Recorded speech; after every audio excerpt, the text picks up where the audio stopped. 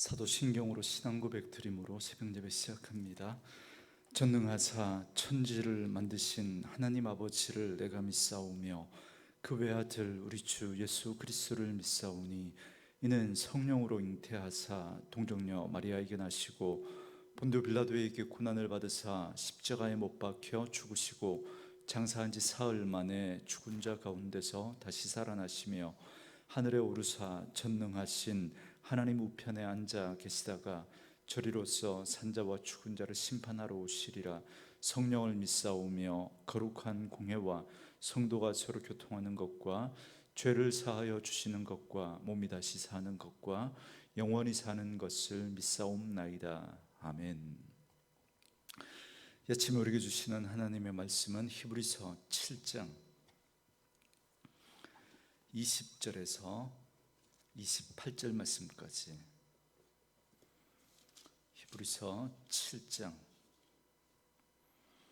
20절에서 28절 말씀까지입니다.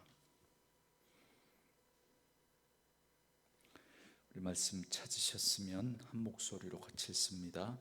또 예수께서 제사장이 되신 것은 맹세 없이 된 것이 아니니 그들은 맹세 없이 제사장이 되었으되 오직 예수는 자기에게 말씀하신 이로 말미암아 맹세로 되신 것이라. 주께서 맹세하시고 뉘우치지 아니하시리니 네가 영원히 제사장이라 하셨도다. 이와 같이 예수는 더 좋은 언약의 보증이 되셨느니라. 제사장 된 그들의 수요가 많은 것은 죽음으로 말미암아 항상 잊지 못함이로되 예수는 영원히 계심으로 그 제사장 직분도 갈리지 아니하느니라. 그러므로 자기를 힘입어 하나님께 나아가는 자들을 온전히 구원하실 수 있으니 이는 그가 항상 살아계셔서 그들을 위하여 간구하심이라. 이러한 대제사장은 우리에게 합당하니 거룩하고 악이 없고 더러움이 없고 죄인에게서 떠나 계시고 하늘보다 높이 되시니라. 그는 저 대제사장들이 먼저 자기 죄를 위하고 다음에 백성의 죄를 위하여 날마다 제사를 드리는 것과 같이 할 필요가 없으니 이는 그가 단번에 자기를 드려 이루셨음이라. 율법은 약점을 가진 사람들을 제사장으로 세웠거니와 율법 후에 하신 맹세의 말씀은 영원히 온전하게 되신 아들을 세우셨느니라. 아멘. 오늘은 함께 읽으신 히브리서 7장 20절에서 28절 말씀을 중심으로 우리에게 합당한 대제사장이라는 제목의 말씀으로 잠시 은혜를 나누겠습니다. 지금 우리가 살펴가고 있는 히브리서 말씀은 5장에서부터 계속해서 제사장보다 우월하신 그리스도라고 하는 주제로 말씀을 이어가고 있습니다. 오늘 본문은 이제 그 결론적인 말씀으로 7장 11절부터 예수님은 멜기세덱의 반차를 따르는 제사장으로서 구약의 제사장들보다 더 우월하다라는 사실을 계속해서 말씀을 하고 있습니다. 먼저 20절부터 25절 말씀은 하나님의 맹세로 된 대제사장 예수 그리스도의 영원성을 말씀해 주고 있습니다. 그러니까 예수님의 제사장직이 하나님의 맹세로 된 것임을 강조하면서 그 사실이 확실하고 변함이 없다라는 사실을 말씀하고 있습니다. 맹세를 손바닥 뒤집듯이 그렇게 아무렇지도 않게 어길 수 있는 그런 인간과는 달리 하나님은 한번 맹세하신 것에 대해서 절대로 변치 않으시는 분이십니다. 그러므로 예수님의 대제사장직은 영원토록 불변하며 아론의 자손들의 제사장직과 그런 면에서 대조됩니다. 그들은 맹세 없이 제사장이 되신 그 맹세 없이 제사장이 된 자들이기 때문에 언제든지 바뀔 수 있습니다. 그래서 20절 말씀에 보면 또 예수께서 제사장이 되신 것은 맹세 없이 된 것이 아니니라고 분명히 말씀합니다. 그러니까 예수님은 맹세 없이 아무렇게나 제사장이 되신 것이 아니라는 거죠. 그런데 21절을 보면 구약의 제사장들은 맹세 없이 제사장이 되었다라는 사실을 말씀합니다. 무슨 말이냐면 그들은 제사장직을 세습으로 물려받았습니다. 그 과정에 하나님의 맹세는 없었습니다. 물론 처음 아론을 그렇게 제사장으로 세울 때 그런 맹세는 있었지만, 그러나 그도 죄인이고, 그래서 그 역시도 죽고 제사장직을 계속 이어가지 못합니다. 그래서 그 다음 그의 자녀들이 또 제사장직을 세습으로 물려받을 때 그 과정에서 하나님의 맹세는 없었다는 거죠. 그러나 21절 그 뒷부분을 보시면 오직 예수는 자기에게 말씀하신 이로 말미암아 맹세로 되신 것이다 라고 말씀합니다. 이 말씀은 시편 110편 4절에 기인한 그 말씀입니다. 여기 보시면 여호와는 맹세하고 변하지 아니하시리라 이르시기를 너는 멜기세덱의 서열을 따라 영원한 제사장이라 하셨도다 그럽니다. 이 말씀처럼 예수님을 영원한 대제사장으로 세우실 때 하나님이 친히 이를 맹세하셨다라는 것입니다. 그래서 예수님은 하나님의 변치 않으시는 그 맹세로 영원한 대제사장이 되셨다라는 사실을 말씀해 줍니다. 그러므로 이제 예수님 이외의 제사장은 필요하지 않습니다.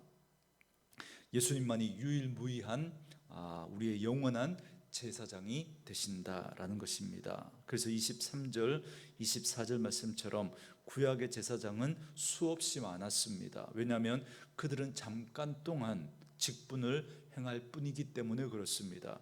그들은 항상 잊지 못하고 죽을 수밖에 없습니다. 그렇게 죽음을 맞게 되면 새로운 제사장이 또 세워져야 됩니다. 그러나 예수님은 영원히 계십니다.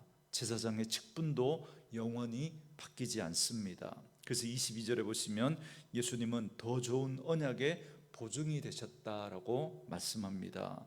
여기서 더 좋은 언약이라고 하는 이 말은 율법이 결코 줄 수 없는 새 언약을 가리키는데 그 구체적인 내용이 바로 25절입니다. 25절에 보시면 그러므로 자기를 힘입어 하나님께 나아가는 자들을 온전히 구원하실 수 있으니 이는 그가 항상 살아계셔서 그들을 위하여 간구하심이라 그럽니다.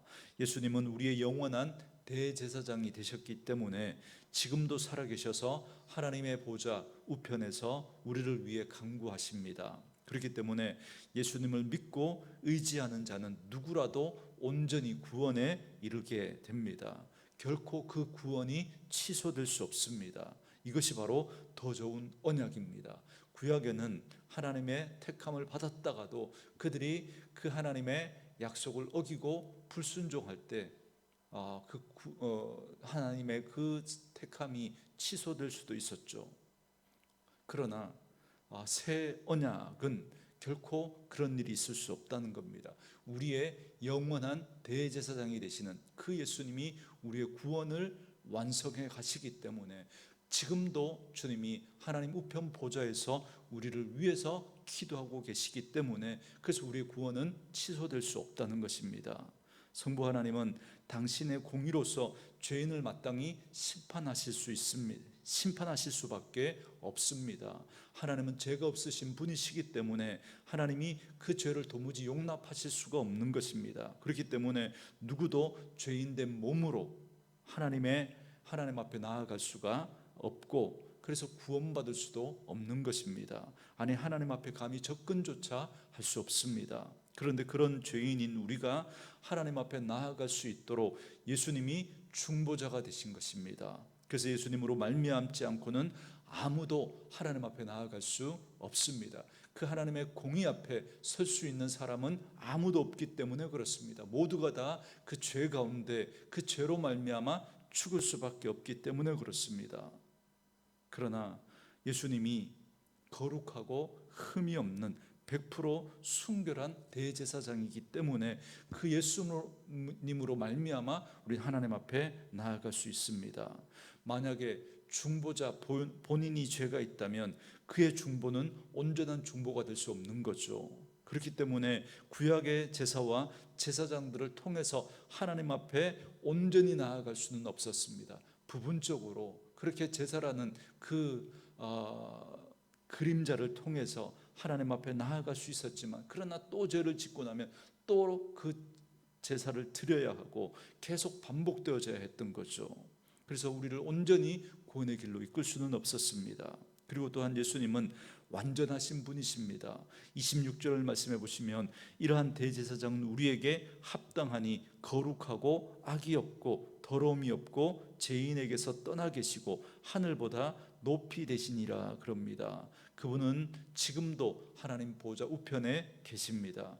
죄인에게서 떠나 계시고 하늘보다 높이 되신 분이십니다. 그래서 죄가 없으실 뿐만 아니라 하늘 보좌에 계신 그 예수님이 우리의 영원한 대제사장이 되셨기 때문에 죄인된 우리들이 구원받아 하나님 앞에 나아갈 수 있게 된 것입니다. 왜냐하면 우리의 영원한 대제사장 되시는 그 예수님이 단번에 영원한 제사를 드려주셨기 때문에 그렇습니다. 그래서 27절 말씀에 그는 저 대제사장들이 먼저 자기 죄를 위하고 다음에 백성의 죄를 위하여 날마다 제사를 드리는 것과 같이 할 필요가 없으니 이는 그가 단번에 자기를 드려 이루셨음이라 그럽니다. 구약의 제사장들은 자기도 죄인이기 때문에 하나님이 그 대제사장을 하나님 앞에 나아가는 중보자로 세우시긴 했지만 그들 역시도 죄인이기 때문에 먼저 자기 죄를 위해서 제사를 드려야만 했습니다. 그러나 예수님은 전혀 그렇게 할 필요가 없으신 거죠. 왜요? 예수님은 죄가 없으시기 때문에 그렇습니다. 그래서 그 예수님이 단번에 자기를 드려 제사를 드리셨습니다. 공의의 하나님은 반드시 죄에 대해서 벌을 내리셔야 합니다. 그냥 용서해 주실 수가 없습니다. 그래서 예수님께서 자기를 희생 제물로 그렇게 드려서 단번에 영원한 효력이 있는 제사를 드려 주신 것입니다. 그러므로 우리의 모든 죄를 속량해 주셨습니다. 이건 본인부터가 죄인인 그 구약의 제사장들과는 근본적으로 전혀 다른 것입니다. 그들이 전혀 할 수 없는 그 일일 뿐만 아니라 아예 상상조차 못했던 그 일을 예수님이 이루신 것입니다. 그래서 28절 말씀처럼 율법에 의해 세워진 제사장은 이러한 인간적인 약점으로 온전한 예배를 제사를 드릴 수 없었습니다. 그러나 예수님은 율법 후에 하신 그 맹세의 말씀으로 대제사장이 되셨습니다. 이는 앞서 말씀드린 시편 110편 4절 말씀처럼 하나님은 맹세로 예수님을 영원한 대제사장으로 세움으로써 이제 구약의 제사장들과 같은 인간적인 약점을 가지지 않은 온전한 대제사장이 되심으로 우리를 위해 중보하시는 것입니다. 그러므로 하나님과 우리 사이에 중보자가 되실 수 있는 유일한 분은 오직 예수님밖에 없습니다. 그분만이 영원한 대제사장이십니다. 아무리 훌륭하고 아무리 대단한 어떤 성인이나 목사님이라도 인간은 누구도 중보자가 될 수 없습니다. 그러니 여러분 절대로 속으시면 안 됩니다. 사람은 누구도 중보자가 될 수 없습니다. 성경은 분명히 이 점을 우리에게 말씀해 주고 있습니다. 하나님이 한 분이신 것처럼 하나님과 사람 사이에 중보도 한 분이시니 곧 예수님이다라고 디모데전서 2장 5절에서도 분명히 말씀하고 있습니다. 그러므로 저와 여러분의 마음에 꼭 새겨 놓으십시오. 예수님만이 우리의 유일한 영원한 대제사장이 되시고 그분이 우리의 중보자라는 사실을, 그리고 사람은 절대로 중보자가 될 수 없다라는 사실을 꼭 기억해야 합니다.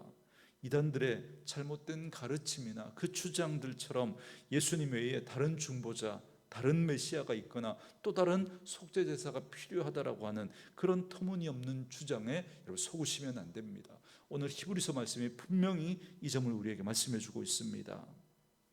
여러분 어떻게 보면 타락한 인류의 역사 속에서 인간은 끊임없이 중보자를 통하여 하나님 앞에 나아가고자 하는, 그리고 인간의 어떤 한계, 어떤 그런 문제를 또 해결해 보려고 하는 그런 시도들이 끊임없이 있었습니다.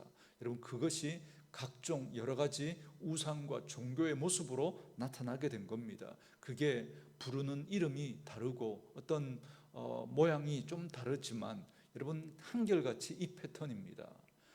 인간이 하나님 앞에 나아가는, 그 인간의 어떤 한계와 연약함들이 있지 않습니까? 그걸 극복하고 신에게 이르려고 하는 그런 여러 가지 시도들이 각종 우상과 종교의 형태로 나타났고, 그 중간에 어떤 중보자로서, 어떤 매개자로서 신과 하나님 사이의 어떤 그 역할을 하는 그런 매개자로 사람을 세우고 그를 통해 하나님 앞에 나아가려고 했던 겁니다. 여러분, 그러나 여러분, 근본적으로 인간이 세운 중보자는 근본적으로 거짓되기 때문에 우리를 생명의 길로 인도할 수 없습니다. 결국 끝에 가보면 압니다. 그들은 결국 파멸로 인도합니다. 인간이 세운 중보자는 그 역시도 죄인이고 결국 그 죄의 저주로 말미암아 죽을 수밖에 없기 때문에 그렇습니다. 하나님은 인간이 참된 중보자가 없어서 그렇게 유리방황하는 것을 불쌍히 여기시고 하나님의 아들 참된 중보자 예수 그리스도를 보내주셨습니다. 예수님은 이 땅에 오셔서 인간들의 모든 연약함과 허물을 다 담당해 주셨습니다. 그리고 마침내 십자가와 부활을 통해서 우리를 괴롭게 하는 그 죄의 문제, 그 죽음의 문제를 해결해 주심으로 영원하고 온전한 참된 중보자가 되셨습니다. 그러므로 우리가 예수님만을 의지하고 예수님만 붙들어야 합니다. 여러분, 어떤 대단한 사람, 어떤 그런 가르침을 우리에게 주는 그런 사람이라고 할지라도 여러분, 그 사람은 우리의 중보자가 될 수 없습니다. 그래서 우리는 날마다 우리의 영원한 대제사장이신 예수님께 나아가셔야 합니다. 그래서 참 중보자이신 그 예수님을 통해서 죄사함을 얻고 참 생명을 얻고 그리고 참 자유와 안식과 소망과 위로를 우리는 받아 누리며 살아가야 합니다. 그래서 우리는 예수 놓치면 안 되는 거죠. 그래서 오늘도 이 아침에 그 우리의 중보자가 되시는 영원한 대제사장 예수 그리스도를 바라보고 오늘도 그 주님 때문에 은혜의 보좌 앞에 담대히 나아가 오늘도 하나님이 우리 가운데 은혜 베푸시고 함께 하시는 그런 은혜가 있기를 주의 이름으로 축원합니다. 주신 말씀 묵상하시면서 이 찬양 함께 들으시며 기도하는 시간 갖겠습니다.